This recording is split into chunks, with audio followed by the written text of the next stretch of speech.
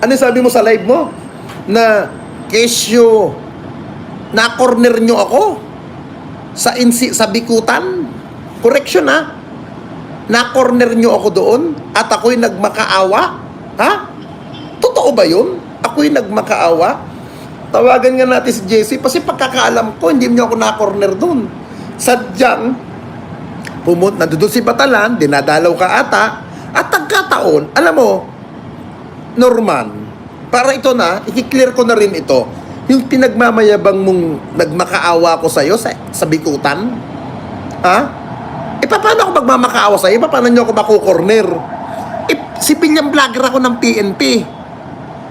Volunteer vlogger ako ng PNP. At normal na madalas ako sa NCRPO. Ngayon, kahapon nandoon ako, noong isang araw nandoon ako. Kanina, nasa Camp Rami kanina ako. Ano yung sinasabi mong na-corner ako doon ng grupo ni Batalan? Kung di ako nagkakamali, 3 times kaming nagkita ni Batalan doon. Sa labas, sa gate. Palabas na ako, sila papasok pa lang. Tawagan niya natin si JC. Tawagan niya natin. Yung in-interview ni, ni Makagago nung isang araw. Yan, tinatawagan ko si JC de la Cruz. JC, good morning. Hello. Yeah, good evening. Ina mo, kalpo. Oy, naka-live ako sa YouTube. Oo, pinapanood nga kita eh. Oo. Hindi ako nagkakamali. Nandoon ka sa bikutan nung time na napauwi na tayo. Palabas na tayo. Pagkatapos natin sa bikutan noon. Na nagkikita-kita kami doon nila Batalan. Nandoon ka rin noon eh. Oo, nandun tayo nun, di ba na? Kumukuha tayo ng ng tawag ito. Allowance. Hindi, yung pass muna. Oo. Hindi, ito. Para makapasok. Oo. Dito ako natawa. Pinagmamayabang ni Norman na kabayo na corner daw nila ako doon. Paano ako na corner? Pumupunta ako doon. Hindi. Paano ka mako-corner? Dami natin dun. Saka police vlogger ako.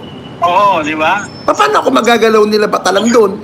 Ayos naman kami ni Batalan ngayon. Kalokohan yan, dear. Kaya nga pinagmamayabang ni Jago na corner daw ako doon. Wala. Paano mako-corner? Oo. Kalokohan yun. Kaya kung corner nun, tanan dami natin last time. Di ba? Nandun sila Huwag ka na pagbanggit na kasi na mga vlogger na kasama natin doon. Di ba? Kung di man maggunggong, sabi na-corner daw ako doon. Yun ang pinagmamayabang. Ngayon, nagko-comment siya ngayon sa live ko, tangina ba, babarilin daw ako sa ulo, kundi ba gunggong? Tangin ang huli yan. Wala mong baril yan. Kaya nga, putang ina niya. Ako nga, di ba? In-interview ako ni Makagago kagabi. Hindi sumagot. Kaya sabi ko, hihintayin ko na lang siya sa labas ng bahay ko. Wala yan. Ang inang yan. Ito nga sabi ko, kasi magmayabang siya, sometimes aminin niya, yung may pagkakamali siya sa buhay niya, hindi naman kabawasan yun eh. Totoo. Di ba? Di ba sabi ko kay Makagago, ganito, sa edad niya kasing ganyan, parang do or die na talaga siya. Kaya nga. Niya na yan. Saka yung sinabi nyo kahapon, o yung sinabi mo sa interview kay Makagago nga na, wala ng pera. Totoo naman, kasi tinignan ko yung account niya, putang na, ang baba ng live niya, ang baba ng mga views niya. Oo. Ang baba. Di ba, dati kasi, nung nakakulong siya, maraming gumagastos para sa kanya. Alam naman natin yan, di ba? Correct. Ngayon, pag nakulong siya, sino gagastos sa kanya? Wala na lahat sa kanya. At baka Wala pati yung Casper, nag-iipon na rin yun ng bala laban sa kanya. Totoo yan. Nag-iipon na rin.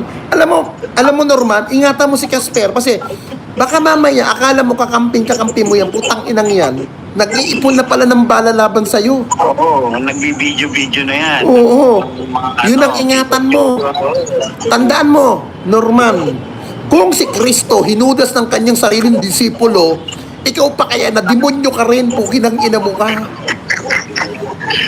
Sige na nyo, tawag mo ako after na live mo ha. Hoy, nandito lang ako somewhere in Metro Manila. Tawag mo ako. Yan. Bye-bye. Iya.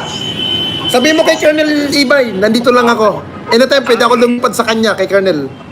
Punta ka bukas, opisina. What time?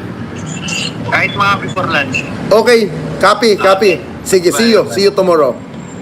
Iyon. Di ba? Ayan, si JC. Yan. Yan, total nanonood si Jesse De La Cruz ngayon.